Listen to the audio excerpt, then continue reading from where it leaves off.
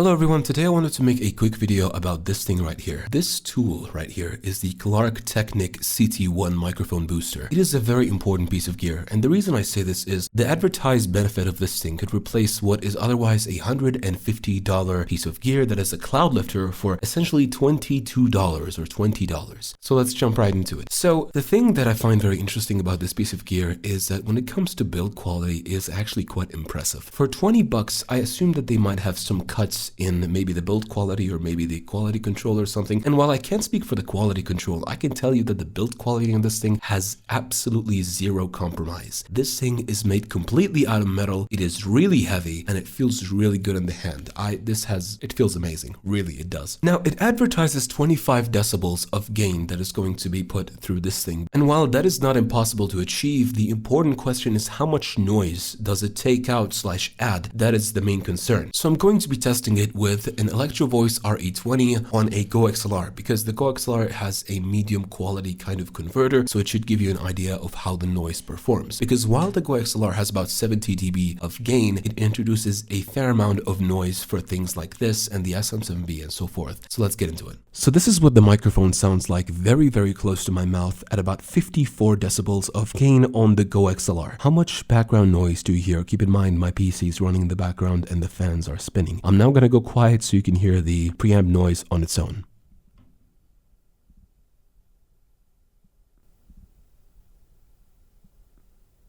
Now we're going to engage the Teknik CT1. Keep in mind, whenever you use a microphone booster like this, you're going to have to turn the audio interface 48 volts phantom power on. So I'm going to set the microphone at about 30 decibels because of the advertised 25 dB gain, and you can see the levels and you can tell me if the background noise has gotten more or less, or the preamp noise rather. Here we are on the same microphone, the RE20. The Teknik is engaged. It's sitting right here behind the microphone, and according to the signals I'm seeing, it looks a little bit louder. I can't tell how much louder, but it feels a little bit louder. Maybe I'm talking a bit louder. But now I'm going to go quiet and you can tell me what the background noise or the preamp noise sounds like. And most importantly, if you can hear any coloration in the audio, that is probably the most important bit.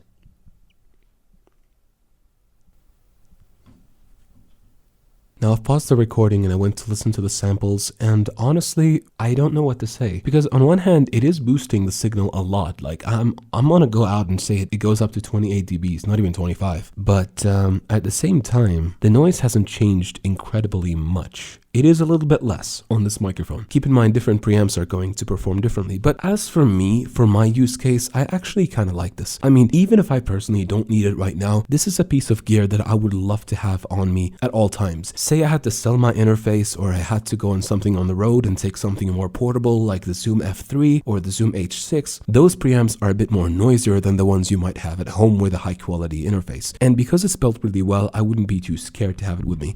It doesn't come with a tiny pouch like something like the Fathead, but come on, you can't really fault them for the price. Would I recommend this thing then? I think I would. I think it's a very nice thing to have on deck. You might need it later. You don't know when you're going to need to use it. Just keep in mind that if you engage any kind of microphone booster, like I said before, that you're going to have to put your interface settings to be fitting for a condenser, as in engage the 48 volt phantom power. Has the noise went down? A little bit. Is it worth it for 20 bucks? Absolutely it is. Is it actually a Cloudlifter killer? Because that's 150 bucks versus 22 bucks. I am not going to say yes for all applications, but if you're doing podcasting, if you're doing any kind of single channel, one person, different channel recording, then yes, this will 100% suffice more than the Cloudlifter. And if you want something in between, the Fathead does as well. In terms of coloration, I personally haven't noticed too much coloration, although a little bit of stuff is happening in the low end. Not enough for me to notice or worry about too much, since I already EQ'd that, but I thought it's worth mentioning. Anyway, I hope this video helped someone, and I hope that you have a very, very nice day. Bye-bye.